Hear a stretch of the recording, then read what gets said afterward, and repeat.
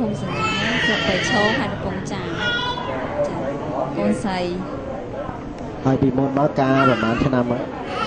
7ឆ្នាំចាដល់ពេលហូបឆ្នាំហ្នឹងទៅយ៉ាង3យ៉ាងមិនបានមានកូនអត់មកបានមកណាហើយកាលពីមុនមកយើងរស់នៅវាមិនសូវខ្លាំងទេហ្មងតែដល់ពេលដាក់ឆ្នាំមកសិតកោភ្លុះហ្នឹងទៅវាលប៉ោតទៅស្អីហ្មងតែអាប៉ានោះឡើងពើតដល់បានហ្មងចាថ្លៃទៀតបាទហើយនៅដល់ទឹកឯសួរថា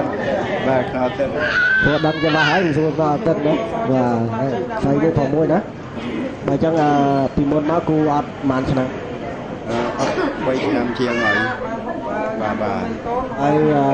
គូឈ្មោះអីចាំភ្លេចទៅទៅភៀសលឹកមុនទៅសុខនបាទ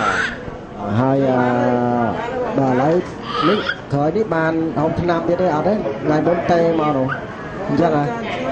ហើយកន្លះដែរប៉ុន្តែមិត្តភក្តិគេអត់គេសុំទៅឲ្យគេទៅគេមានគេនឹងយើងអត់ហ្នឹងឥឡូវបានដូចឡងណាស្អីមួយផងមួយណាប្តីនៅចិត្តនៅខ្មែរអញ្ចឹងពីមុនគាត់ធ្វើការនៅកោះកុងតែឥឡូវគាត់ឡើងទៅចិនវិញហើយស្អែកគាត់មកហើយសំណាងណាបានកូនចិនកូនកាត់នោះអត់ចាប់បាននៅខ្មែរប្តីខ្មែរវាអត់ចង់បានទេអត់មាននិស័យឥ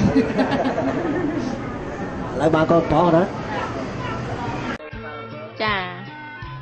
បានកូនអែមនេះណាមកដូចហឹងកងណាហើយចឹងមើលដល់អត់កូនបានឆ្នាំពីមុនម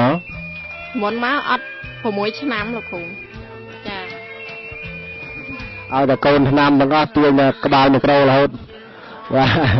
មួយខែជាងបាទឥឡូវបានមកបានឆ្នាំព្រីណាណែគ្រូអ្នកដែលហូបមានកូនគ្រូបាសាគួរហ្នឹងឲ្យ2កញ្ចប់ណាហើយនៅកូនកញ្ចៃហ្នឹង2កញ្ចប់ណានេះឆ្នាំណា